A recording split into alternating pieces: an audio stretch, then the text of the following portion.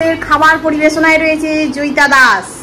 আজকের আমাদের রান্নায় হয়েছে তোমার সেদিনকে যে ওই গোবিন্দভোগ চাল, ওই গোবিন্দভোগ চালের কথা বলতে পারছি না।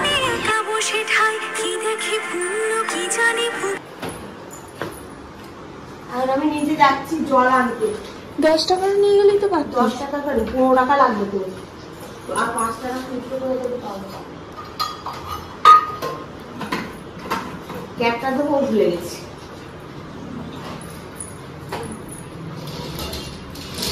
জল আছে কিনলাম, একটা করে খালি হয়ে যাচ্ছে আর একটা করে নেওয়া হয়ে যাচ্ছে, খালি হয়েছে। নিচে গিয়ে দাঁড়াই, নিচে গিয়ে দাঁড়াতে পারবে? চলো যাও না, যাও বলে দাঁড়াতে পারি।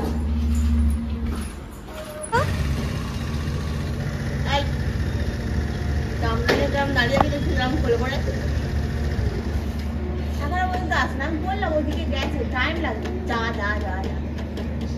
এখানটা দাঁড়িয়ে দেখলেই তো হয়। হ্যাঁ, এখানটা দাঁড়িয়ে দেখলেই তো। ওই তো আসছে আসছে।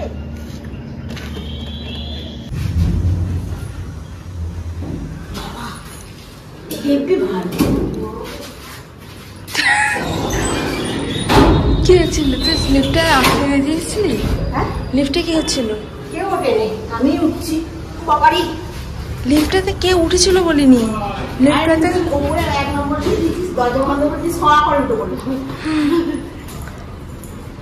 প্রথমবার দরজা দিলি হলো না, তারপরে এবারে আবার দরজা দিলি। বাবা, আমার একটা দাম গাছকে ঢালতে হবে। দাঁড়া, লাইটটা অফ করে দিই বাড়ির।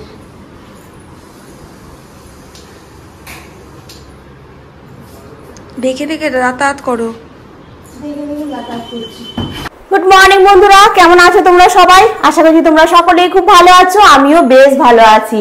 আজ হলো তোমার রবিবার, ছুটির দিন। সকালবেলা ঘুম থেকে উঠতে আজকে অনেকটা দেরি, জানো, অনেকটা দেরি মানে অনেকটা। প্রায় আমি ঘুম থেকে উঠেছি তখন 8টা 15-20 বাজে। উঠে তারপরে কি করলাম, উঠে বসলাম। তনু বলে জল এসে গেছে, জল এসে গেছে, জল এসে গেছে। জল এসে গেছে বলছে হ্যাঁ। আমি বলি তাহলে আমি জলটা নিয়ে আসি আগে, বলে আগে তারপরে ছুটে চলে গেছি জলটা নিয়ে আসতে। জলটা নিয়ে এসে মেথি ভিজিয়েছিলাম কালকে, ওই মেথির জলটাকে খেলাম, খেয়ে দিয়ে আর এখন তোমার রান্নাঘরে চলে এসেছি। এখন একটু চা বসাবো। আর ওই মেথির দানাগুলোকে কি করবো বলো দেখি? হ্যাঁ, এই যে দানাগুলো, এই দানাগুলোকে কি করবো আমি বুঝতে পারছি না। ফেলে দেবো? ফেলেই দিতে হবে বলো, নাহলে এগুলোর কোনো তো কাজে লাগবে না। তো এখন চলো চাটা করি, চাটা করে একটু খাই, খেয়ে দিয়ে আজকে রান্নায় কি হবে আমি জানি না। আজকে মাংস এখনো পর্যন্ত কিছু নিয়ে আসিনি। একদম জল এখানে ঢালতে হবে, 4 ড্রাম আবার ভর্তি হয়ে গেছে। সেটাকে বললাম যে আমার একদিন ছাড়া ছাড়া জল লাগে। বলছে আমি এখানে রোজ বাঁশি বাজাই, তুমি নামো না? আমি যে আমার তো 1 দিন 2 দিন ছাড়া ছাড়া জল লাগে না। বলছে আচ্ছা ঠিক আছে।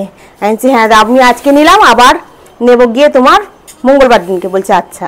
আজকে গাছে একটা জবা ফুলও ফুটেছে জানো।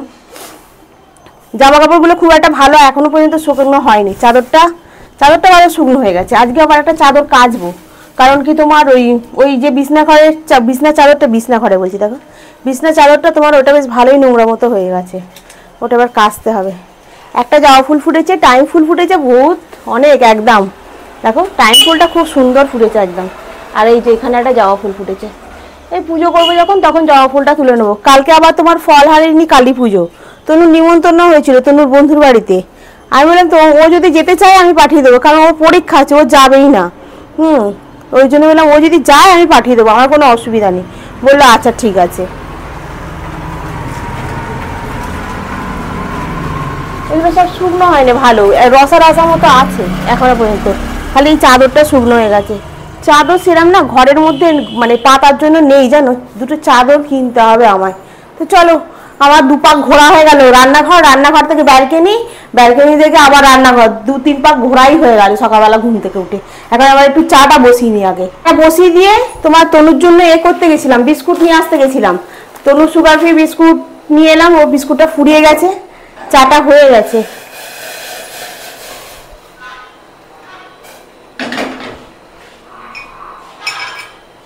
চাটা ফুটে একটু কমে গেছে, কোনো অসুবিধা নেই। বেশি সকালবেলা চা আবার ভালো লাগে না লিকার। এই কাপগুলো তো খুব বড় বড়, ওই জন্য একটুখানি কাপ মেপেই বসাই, তারপরে আবার একটু ফুটে গিয়ে একটু আবার কমে যায়। আর তনু চা করলে একদম উবু উবু চা করবে। তনু বলছে আমি অনেকক্ষণ আগে উঠেছি, আমার খিদে পেয়ে গেছে। তাহলে আমি জানি তোর খিদে পেয়ে গেছে। চিনি দিয়েছিলাম না, চিনিটা দিইনি। চলো চিনিটা নিয়ে যাই। এরকম এক হাতে ক্যামেরা, এক হাতে এ করে পারবো না। একটা চামচ নিয়ে যাই, বাসনগুলো গোছাবো আমি। আর তোমার হলো বিস্কুট, এগুলো হচ্ছে ব্যালেন্স। এটাকে বগলের মধ্যে নিয়ে নিই। এ রাখো, দাঁড়াও রান্নাঘরের লাইটটাকে অফ করে নি। হ্যাঁ, সব কিছুটা একবারে হয়ে যাবে।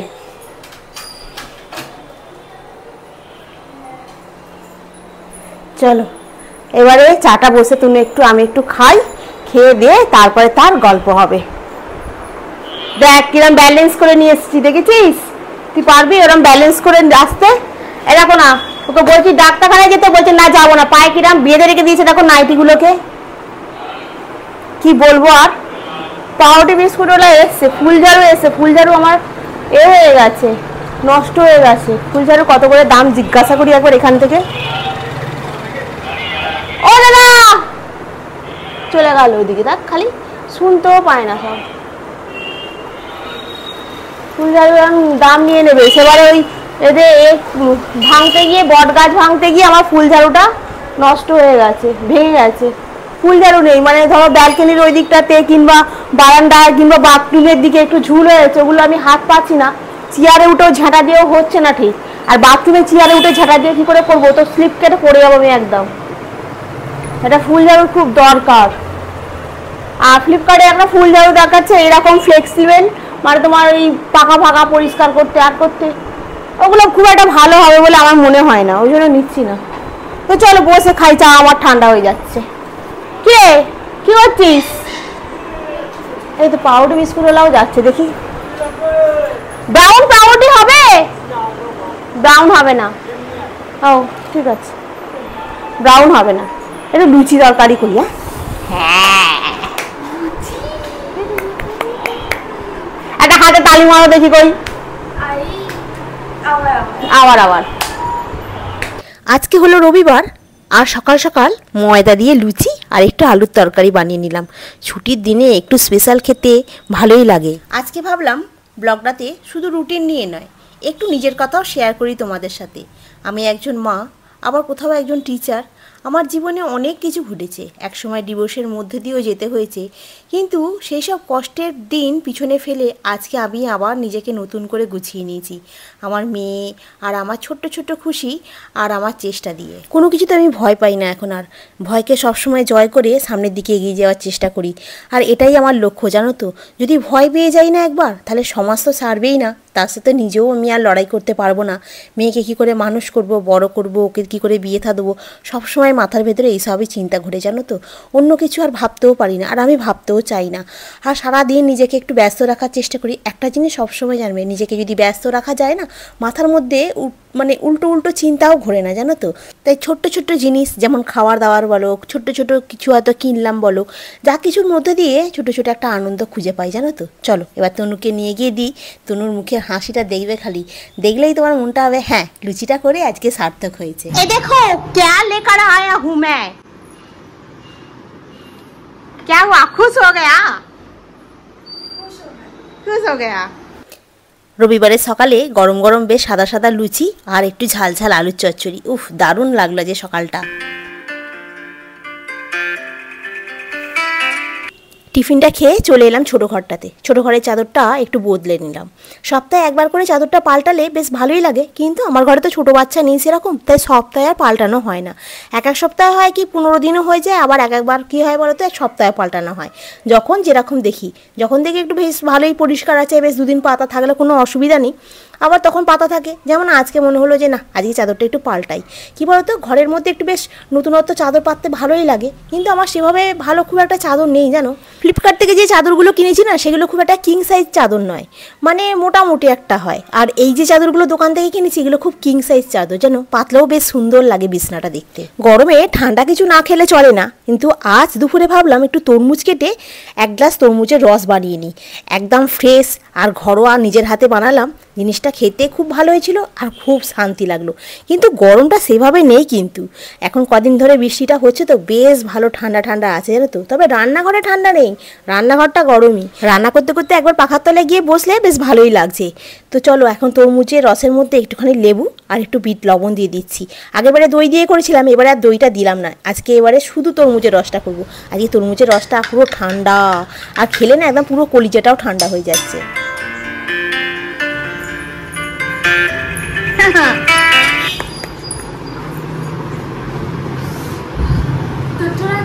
হ্যাঁ, তুই খেয়ে দেখ কেমন লাগছে।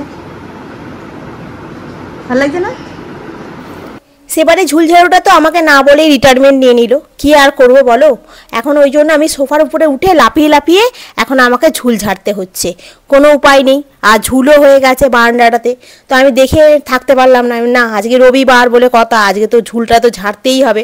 তারপরে ভাবলাম যে সবটা যখন করছি, সোফার কভারটা কেন বাদ যায়, সোফার কভারটাকেও তুলে ফেলি, তুলে সোফার কভারটাকেও চাদরটার সঙ্গে ভিজিয়ে দিই, একবারে কাঁচা হয়ে যাবে।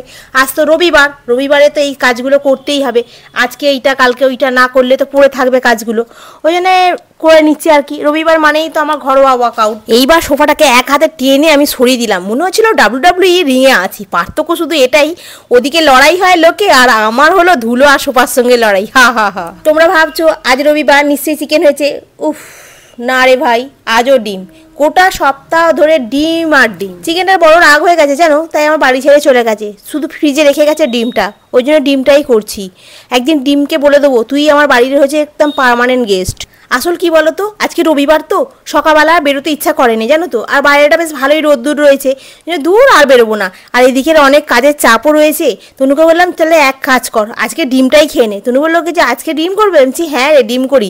ডিমের সাথে আজকে একটা ভালো রাইসের করি, সেটা আজকে আমার বন্ধুদের সঙ্গে কিন্তু শেয়ার করিনি। কেন বলো তো, কেমন হবে না হবে নিজেই কনফিউজ ছিলাম, কিন্তু খেতে বসে ভাবছি বাহ, এটা তো দারুণ হয়েছে খেতে। এরপরে আবার একদিন করবো, সেদিনকে তোমাদের সঙ্গে শেয়ার করবো।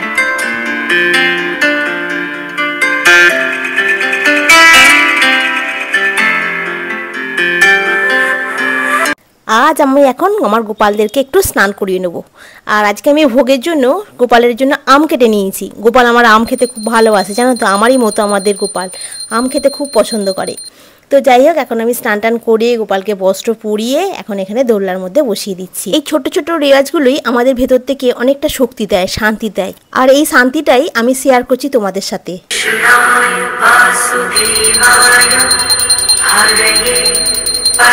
আজকে দুপুরের খাবার পরিবেশনায় রয়েছে জয়িতা দাস। আজকের আমাদের রান্নায় হয়েছে তোমার সেদিনকে যে ওই গোবিন্দভোগ চাল, ওই গোবিন্দভোগ চালের কথা বলতে পারছি না, গোবিন্দভোগ চালে তোমার ভাত, আর ভাতের সঙ্গে মানে ওই এর মতো করে কি বলে ওটা, বিরিয়ানির মতো করে গন্ধ একটা সুন্দর স্মেল তৈরি করেছি। আমটা কেটে নিয়েছি আর ডিমের ঝাল হয়েছে আজকে। কি তনু, গন্ধটা কিরম বেরিয়েছে? তনুর খালি খুব সুন্দর, খুব সুন্দর। আর তার সাথে রয়েছে টক দই। এখন ঘড়ির কাঁটা 3টে বাজে, 3টে। খেয়ে দিয়ে চলে এলাম এখন বারান্দায়।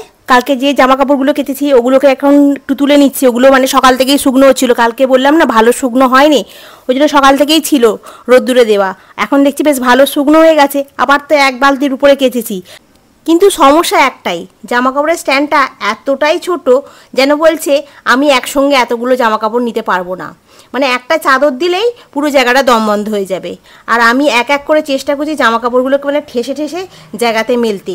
একদম যেন আমি দাঁড়িয়ে দাঁড়িয়ে কী বলবো, পাজল হয়েছি কোথায় কোনটা দেবো। খানিকটা ওই মানে টাঙিয়ে রেখে দিয়েছি দড়ি, ওই দড়িতে খানিকটা দিচ্ছি।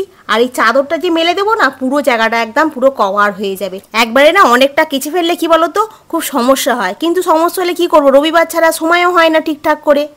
গুড ইভিনিং বন্ধুরা, সন্ধ্যাবেলা আবার চা ফা খেয়ে ঠাকুরকে সন্ধে ফন্ধে দিয়ে আবার এখন ক্যামেরাটাকে অন করলাম অনেকক্ষণ পর। সেই তখন জামা কাপড়গুলো মেলে দিয়েছি, দিয়ে এখানে জামা কাপড়গুলো ঝড়ো করে রেখেছি, তারপরে গোছাইনি, কিচ্ছু করিনি, মানে বাসনগুলো মেজেছি, মেজে তারপরে একটুখানি দুপুরবেলা একদম টেনে ঘুম দিয়েছি, মানে এতটাই ঘুম দিয়েছি শরীরটা একদম ঝরঝরে হয়ে গেছে। রাত্রেবেলা কি করে ঘুম আসবে সেটাই হচ্ছে চিন্তা, জানো তো। সন্ধ্যাবেলা তনুকে একটু চা করে দিয়েছি, আজকে অনেকটা বেলায় খেয়েছি তো, যার জন্য মানে আমার চা খাওয়ার আজকে ইচ্ছা ছিল না।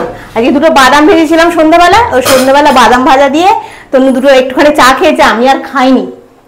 এখন রাত্রিবেলা খাবার বলতে তোমার মানে খাবার আছে তোমার ফ্রিজেতে বলছি, বাইরেতেই রাখা আছে, চাপা দেওয়া আছে, এখন খাবো না, আর একটু পরে খাবো। আর দুধটা সেই সেবারে নিয়ে আসিনি, যাইনি সন্ধ্যাবেলা আনতে, ওই জন্য একটা দুধ এক্সট্রা আছে। এখন আমি এটাকে কেটে গরম করে দই বসাবো। আর আমি তো বললাম তোমাদের একদিন ছাড়া ছাড়া তোমার মেথির জল খাচ্ছি, আর একদিন করে তোমার চিয়া সিড ভিজাচ্ছি, ওই জন্য এখন চিয়া সিডটা ভেজাবো, দুধটাকে গরম করবো, এখানে বাসনগুলো আছে মানে তোমার গোছাবো, আর জামা কাপড়গুলো ওখানে পড়ে আছে তোমার করবো, গোছাবো, ওটাও গোছাবো, জল ঢালবো। এখন জল ঢালা হয়নি, সকালবেলা জল নিয়ে এসে রেখে দিয়েছি, জল এতে শেষ, এখনই ঢেলে দেবো, কারণ নিচে এইটুকু পড়ে আছে, কালকে সময় হবে না সকালবেলা, একবারে সকালবেলা মানে কোনো জিনিসটা তোমার ফেলে রাখবো না।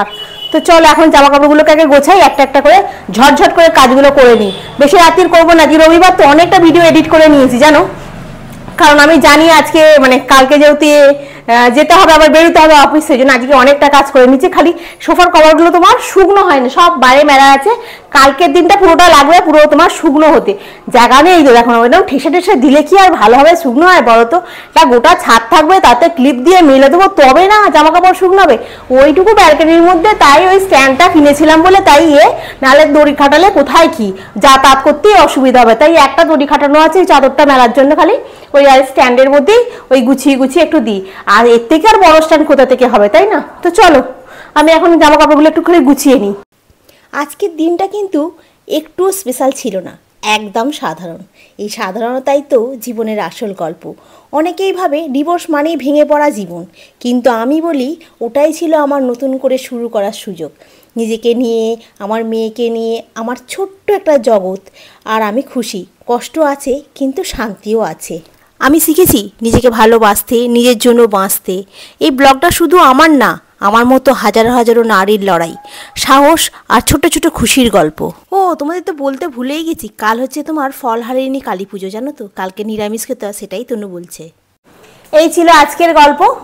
ভিডিওটা ভালো লাগলে অতি অবশ্যই লাইক করো, আর কমেন্ট করতে ভুলো না যেন, কমেন্ট করে জানিও কেমন লাগছে ব্লগটা। আবার নেক্সট ব্লগে দেখা হবে, আজকের মতো এখানেই রাখি। তোমরা খুব ভালো থেকো, সুস্থ থেকো, খুব সাবধানে থেকো। Good night.